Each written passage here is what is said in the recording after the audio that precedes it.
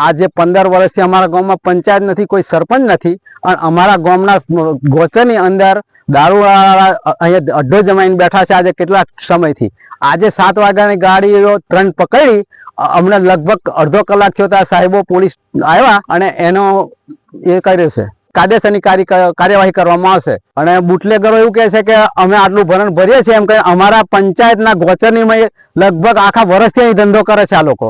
આ 7 વાગે પકડી તો પોલીસને તરત જ જાણ કરી, તો સાહેબો ગાડી નથી ને એટલે હમણાં આવ્યા।